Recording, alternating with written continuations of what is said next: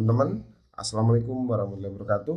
Di dalam video ini saya akan membahas apa saja sih yang disebut dengan branding, gitu ya.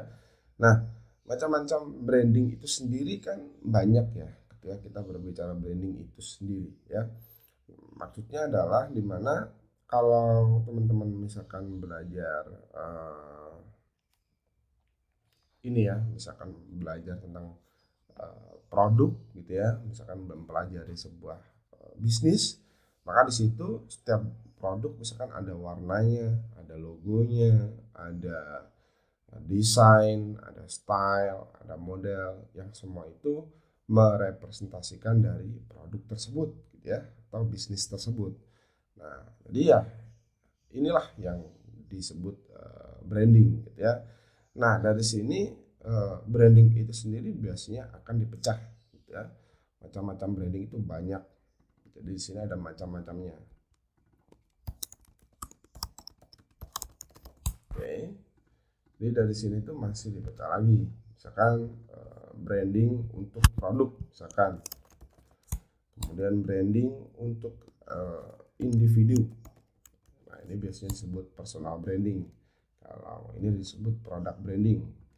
Kemudian branding untuk misalkan marketing ya. Jadi untuk kebutuhan marketing misalkan, oh ternyata ini gaya jualannya, oh ternyata gaya untuk mempromosikan produknya adalah seperti ini. Itu adalah branding marketing.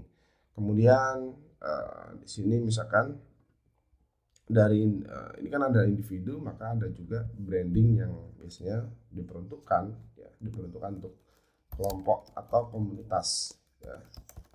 Oke. Nah, disinilah branding itu ada dan dipecah-pecah lagi. Ada sub kategorinya, yaitu mulai dari warna, logo, desain, cara mereka jualan, cara mereka merekrut karyawan, merekrut anggota, itu adalah branding mereka gitu ya. Contoh misalkan kalau teman-teman tahu misalkan kan banyak di kota-kota besar itu ada geng motor. Nah, itu brandingnya biasanya itu mengarah ke arah negatif gitu ya. Misalkan seperti itu.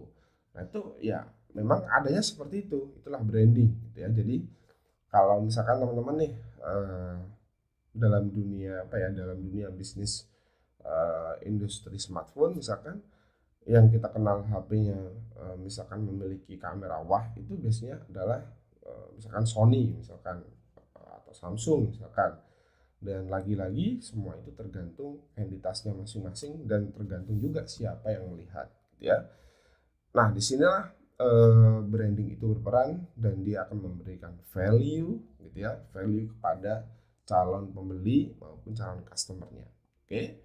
Jadi itu saja dari saya. Terima kasih. Wassalamualaikum warahmatullahi wabarakatuh.